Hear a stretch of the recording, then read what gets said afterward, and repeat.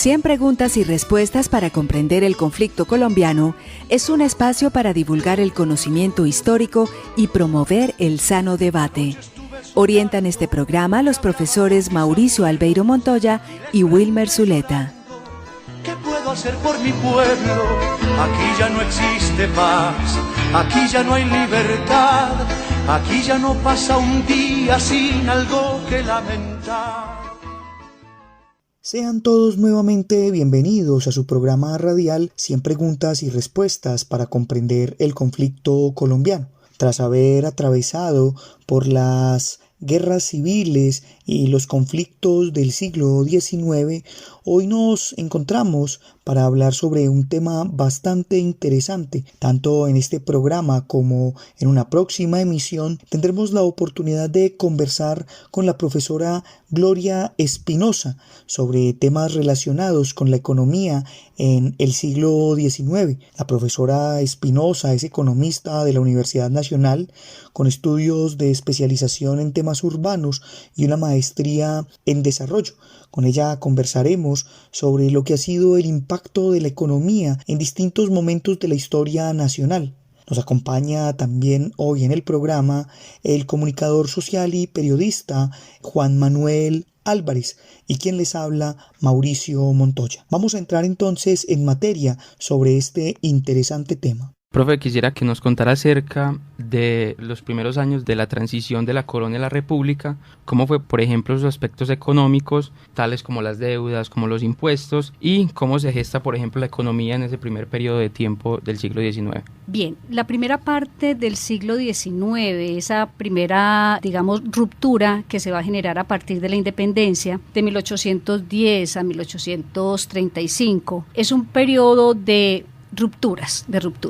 No se ha consolidado un proyecto en sí de república, se están definiendo muchos aspectos de la dirección que va a tomar esa república, y uno de los primeros aspectos en términos económicos que es importante, además de las deudas que se han contraído, es definir cómo se rompe con los esquemas institucionales de la colonia y que marque entonces un hito ya de una membresía propia de este territorio y unas guías de cómo va a funcionar en el aspecto, digamos, administrativo. ¿Cómo vivir sin reyes? ¿Cómo vivir sin ser colonia? Cuando en un proceso de colonia la economía extractiva ha hecho que las administraciones ya estén definidas, predeterminadas, que las actividades económicas, la forma en que se administran las organizaciones sociales para ese tipo de economías esté ya ajustada a un esquema preestablecido desde las metrópolis. El reto entonces de estos patriotas y de los dirigentes, que además va a tocar un periodo de unas personalidades muy formadas, un Camilo Torres con unas capacidades muy grandes, muchos otros que lo acompañan, comienzan por esa decisión. Hay que generar una ruptura con las instituciones coloniales, ajustarlas para la vida de la república,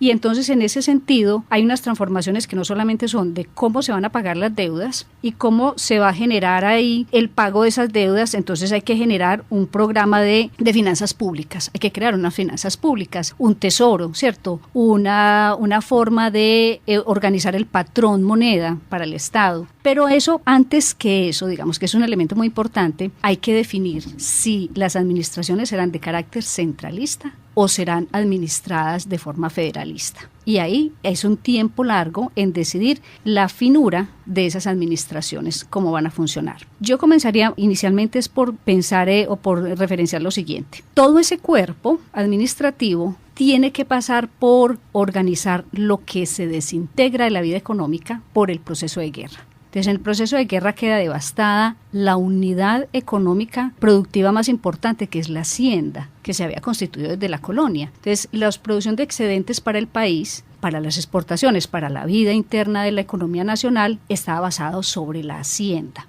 Y las haciendas tienen que redefinirse. Entonces, la agricultura queda devastada por la guerra, ¿cierto? Los suministros, todo lo que hay que hacer, pero cambian de propietarios. ¿Quién es dueño ahora de esas tierras? Los chapetones, los criollos, hay españoles que se van a quedar, ¿cierto? Hay concesiones de tierra que ya se habían adquirido desde finales del siglo XVIII, ¿se conservan o no? Y si se conservan, ¿bajo qué criterios se van a conservar? Entonces, la agricultura, que es la base de estas economías, hay que rehacerla. ¿cierto? Entonces hay que recomponer la propiedad, el acceso y las formas de trabajo. Porque adicional a eso, durante ese periodo de independencia se comienza a pensar en la liberación de los esclavos, generar una ciudadanía a los grupos indígenas, y entonces los grupos indígenas ya van a ser parte de una república como ciudadanos, no pueden estar bajo la misma estructura creada por la colonia, entonces hay que deshacer el resguardo, porque es una figura colonial. Entonces, si ustedes ven, se van desmontando las instituciones coloniales, se intentará en esa desestructuración crear una nueva estructura, y bajo esos elementos hay que crear nuevas ciudadanías, nuevos proyectos sociales que van a chocar efectivamente con formas tradicionales de tenencia, y eso no se logra en un año, eso no se logra en 10 años, no se va a lograr en 50 años. Entonces ya ahí tenemos una base de futuras explosiones, conflictos permanentes, unos latentes y otros que van a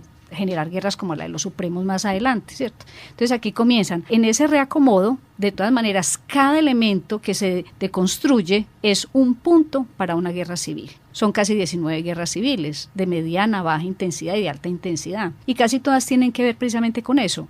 Nueva institución, reacomodo de las instituciones, donde la tierra tiene un papel muy importante, y los nuevos actores que van a estar administrando en acceso o como trabajadores de la tierra. Lo otro es que hay unos consultores, se me escapa el nombre en este momento, pero son una serie de cuerpos de consultores que creó Camilo Torres para que indaguen, lo que hoy sería para nosotros la Comisión de Sabios, para que indaguen cuáles serían los elementos en el país que se deberían tener en cuenta como una especie de hoja de ruta para empezar a superar los conflictos regionales, consolidar el Estado y recuperar de la postración a la agricultura, a la minería, todo aquello. Entonces ellos sacan un listado de asuntos. Y en esos listados de asuntos está precisamente la distribución de la tierra como un problema, la generación de vías como otro problema a superar, la inclusión social y más participativa en muchas decisiones de las reformas y de las constituciones que se están haciendo, el impulso a las incipientes industrias nacionales como un elemento clave para empezar a generar una fortaleza interna y tratar de elaborar productos con lo que hoy llamamos valor agregado. Sorprende que esa lista se parezca mucho a lo que todavía estamos tratando de resolver en estos tiempos. No hemos resuelto las vías, no hemos resuelto el valor agregado de las exportaciones, no hemos resuelto la inclusión social, no hemos resuelto. Y pareciera que tuviéramos desmemoria. Estos sujetos ya lo tenían muy claro, ese es el problema. A esa consulta se le anteponen dos asuntos. Hay una mirada librecambista que piensa que lo mejor y lo más rápido para el país para restablecerse es el libre cambio. Exportar unos bienes agrícolas, importar unos bienes industriales y comenzar un proceso de consumos y de producción más dinámica. Lo otro es que a ese proyecto entonces se le anteponen los proteccionistas. Industria nacional, la artesanía nacional. ¿Por qué lo menciono? Porque ahí estará la raíz. Si ya federalistas y centralistas empezaran a definir una política conservadora, una política liberal, los proteccionistas y los librecambistas también comienzan a definir unos matices políticos. Y sumémosle la visión empresarial de unos de la tierra y la visión terrateniente tradicional de la tierra de otros. Si vamos a exportar más adelante quina, tabaco, etcétera, etcétera, la producción tiene que ser especializada, empresarial, pero hay otro grupo que tiene una inmensa cantidad de tierra que considera la tierra como un poder político y social, más que un poder productivo. Esas dos visiones se encuentran igualmente muy temprano en esta parte del siglo XIX, y ahí entonces tenemos otro matiz. Los que son de avanzada, de alguna manera, empresarial, de corte capitalista, y los que mantienen un asunto tradicional de poder sobre la tierra como un poder en sí mismo. Esas dos visiones van a estar chocando permanentemente. Bien, si bien, por ejemplo, en Antioquia la visión librecambista es muy importante, la visión conservadora también lo es. Entonces tenemos sujetos conservadores con pensamiento librecambista, sujetos conservadores con una mirada de la tierra empresarial, y no vamos a tener grandes latifundistas. Y en estos territorios el latifundio, como va a ser por ejemplo en la costa atlántica, en el Tolima, en el sur, en el Valle del Cauca, no es tan predominante, entre otras cosas porque tampoco tenemos tierras de muy buena producción agrícola, ¿cierto? Como las que tienen Cundinamarca, Tolima, la zona de Sucre, los Montes de María, toda esa zona es mucho más productiva que las tierras nuestras. Bien, eso es como esa parte que empieza a formarse en la primera mitad del siglo XIX, que está por resolver esa tirantez entre una visión tradicional empresarial, centralistas, federalistas, y digamos que hacia 1845 el circuito más dinámico es la minería dentro de este mundo de las exportaciones y todo aquello. Lo que va a generar cambios muy profundos en el país es el detonante que empieza a tener a nivel internacional el nuevo orden económico mundial, que empieza a ser liderado cada vez más por los ingleses. Y en la gesta libertadora los ingleses tienen un papel muy importante, ¿cierto? Y van a estar ahí apoyando muchos procesos. Los franceses también, holandeses inclusive, pero la hegemonía inglesa se va imponiendo y ya los ingleses tienen muy claro lo que David Ricardo llamó las ventajas comparativas. Y las ventajas comparativas les están resolviendo a ellos el límite que tiene de recursos para generar mayor especialización productiva industrial. Entonces, la bandera de las ventajas comparativas es la bandera con la que los ingleses van a ir llegando a estos países, donde la propuesta es comparativamente usted en su país donde tiene una ventaja más especializada y absoluta y donde no la tiene, y donde no la tenga, pues trae de afuera ese asunto, le reduce costos, le mejora los niveles de vida de adquisición y mejora su especialización productiva. Y es el periodo de la especialización. O sea, los ingleses se especializan en textiles, los alemanes se especializarán en el acero y en el hierro. Los franceses también tienen unos puntos de especialización. No es una imposición maquiavélica, es la imposición del proceso industrial que va llevando a que esas formas están dando mejores resultados. Entonces, el mundo se tiende a especializar y cuando llega esa idea fuerza, vamos a tener aquí unos muy buenos receptores de esa idea fuerza, ¿cierto? Entonces comenzamos con todos estos presidentes del periodo liberal, José Hilario López, el ministro de Hacienda Florentino González, con unas ideas totalmente liberales del periodo, y efectivamente tenemos unos grandes recursos a los cuales se están demandando, digamos, con mucha vehemencia por los ingleses, y el país toma la decisión del libre cambio, ¿cierto? Y entonces comienza los artesanos, toda aquella industria naciente, a sentirse amenazados porque vendrán entonces todos estos bienes industriales. La baratura que dicen muchos de esos bienes industriales no tiene punto de comparación. Un sombrero de paño inglés es más barato que un sombrero volteado nuestro. Frente a eso, ¿cómo decir no? ¿Cierto? Entonces todos los paños ingleses, los textiles ingleses llegarán y Colombia comienza a ofrecer aquello que es muy demandado por los ingleses. La quina y la quinina finalmente van a hacer que no exista ya esa posibilidad de enfermedades pandémicas. Las hemorragias, todo aquello que es digamos, un asunto sin resolver, lo va a resolver la quina. Y la quina es propia nuestra, de una parte de los Santanderes, de una parte del Tolima, del Piedemonte llanero, y es muy exclusivo. El problema que nosotros tenemos es que exportamos, generamos unos volúmenes importantes si esa demanda existe. Cuando esa demanda por algún momento se detiene todo el circuito productivo en el país. Y no hay un incentivo para seguirlo continuando, y Colombia no está mirada como un país donde la inversión extranjera sea muy fuerte. No hay formas de sacar productos, es carísimo, ¿cierto? Muchos decían, es más barato un producto que sale de aquí a Liverpool que de Cartagena a Liverpool que de Cartagena a Medellín. Muchas veces es más dificultoso, cuesta más. Nosotros no vamos a ser objeto de muchas de estas inversiones, pero en las primeras propuestas de recuperación del siglo XIX se ofrecen terrenos para que sean colonizados por estos inversionistas extranjeros. Cuando no es así, el país de todas maneras puso a disposición de los colombianos muchas áreas como terrenos baldíos del Estado para que fueran a ser colonizados y empezaran producciones de ese tipo empresarial. Usted está escuchando 100 preguntas y respuestas para comprender el conflicto colombiano.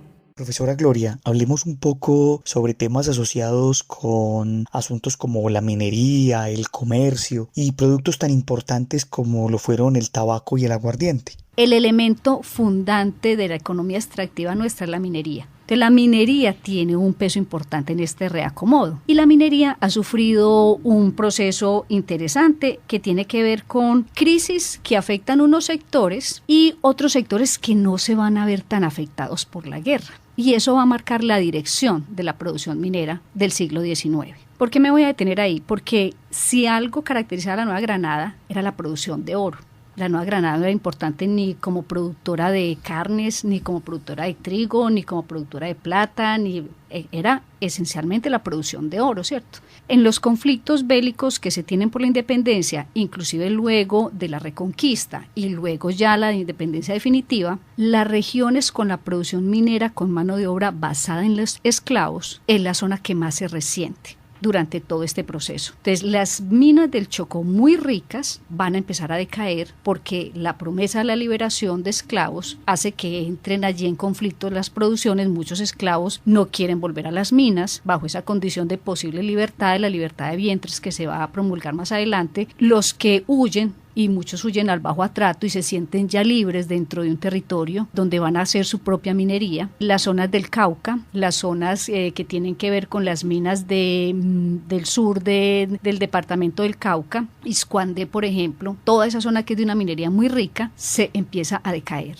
Pero en Antioquia no pasan las guerras. Tuvimos una guerra en Chorros Blancos. Los antioqueños mandan provisiones, dan dinero, mantienen las tropas, pero mantienen alejado el conflicto de este territorio. Antioquia no fue objeto ni durante la Reconquista, ni durante los proyectos de la liberación de la Reconquista de invasiones. No va a pasar la guerra por Antioquia. Por lo tanto, la minería que aquí se ejerce es una minería que tiene continuidad, que va generando ingresos y que va a proporcionar hacia mediados del siglo XIX que el 75% del oro que hay circulando en el país y del cual una parte se va a exportar viene de este territorio. Todos los demás están colapsados. Ahora, ¿cómo se pagan las deudas del proyecto Libertador? Las guerras, si no se pueden pagar monetariamente, se van a pagar con concesión de minas a 30 años, a 50 años. Y eso va a generar un efecto muy interesante porque a través de ese pago, de esa forma, llegarán alemanes, ingleses, franceses, todo aquel que participó en la guerra y tiene deudas. Empiezan las explotaciones de minas, pero no van a ser muy exitosos. Hay vetas que no dan los rendimientos que se esperan, pero en este territorio la minería adquiere un carácter muy diferente.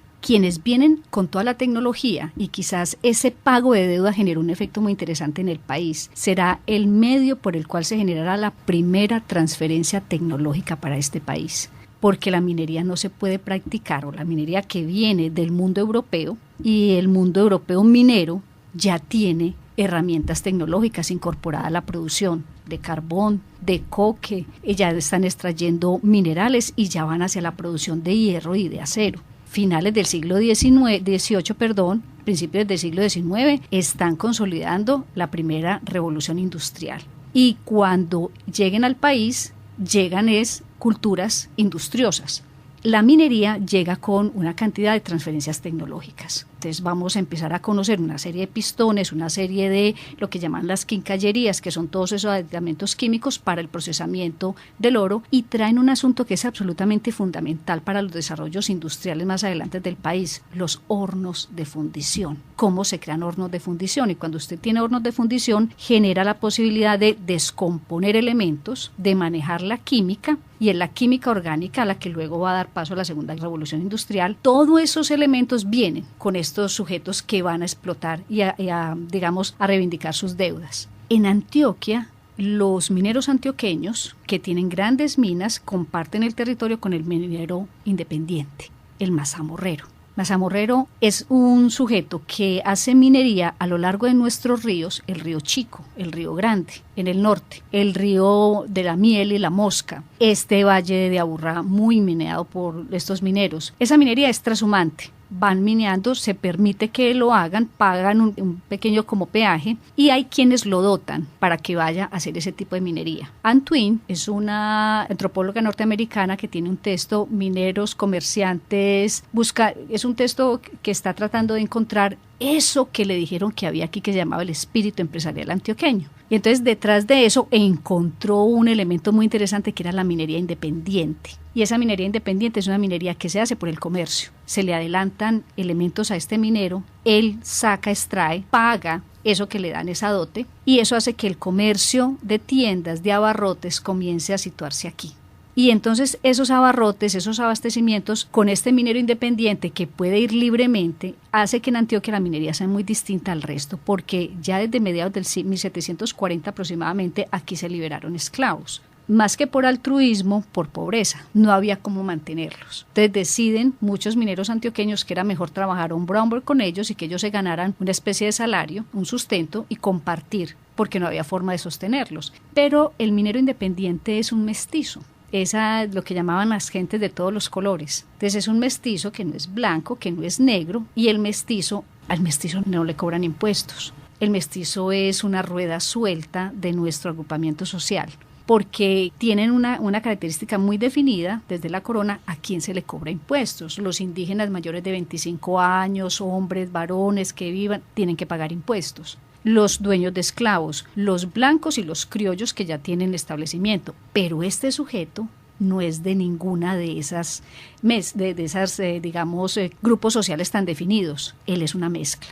Y esa mezcla tuvo la característica en el país de que no se le cobra impuesto, entonces es muy libre y puede llegar inclusive a tener acceso a tierras y tiene acceso a llevar y traer gente a través de los ríos y monta pequeñas empresas y no se le cobra impuestos. Entonces en Antioquia ese minero es un minero moro, decían los españoles, porque es moreno, y siembra frijol y arroz en asocio mientras está mineando. Cuando termine el tiempo de la minería ya tiene de dónde comer, va con el marranito, va con una escopeta y va con aves de corral. El marranito le va abonando, pero le sirve de sustento más adelante y los cereales le sirven de alimento.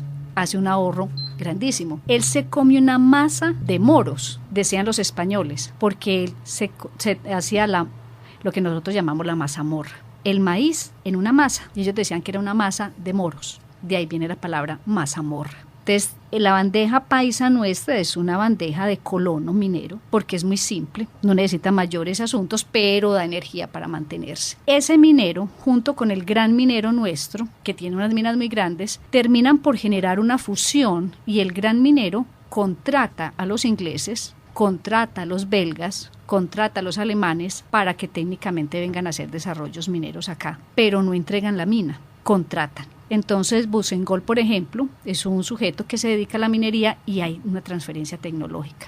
Esa minería en Antioquia absorbe todo ese conocimiento, genera en todo este valle una estrategia de víveres que van, que vienen para esas zonas mineras y se reparte desde lo que tenemos allí, el punto cero. Desde el punto cero salen las provisiones para la minería del sur, del norte, del oriente y del occidente. Entonces aquí se va formando todo un círculo comercial con una minería tecnificada. Piensen en la minería del zancudo, se generan más de 1.000 puestos de trabajo y hay 5 hornos de fundición y se hace fundición in situ y ya se saca por fuera la basura del oro, que es la plata, y se crea otro elemento minero adicional. Entonces la minería, por la característica que tuvo en la guerra, detonó en nuestro territorio una forma muy diferente y que va a ser base para el proceso industrial más adelante, no solamente por el excedente capital que comienza a tener, sino por la transferencia técnica que se hace. Y hay que seguir construyendo esa técnica y las adoptan y las adaptan.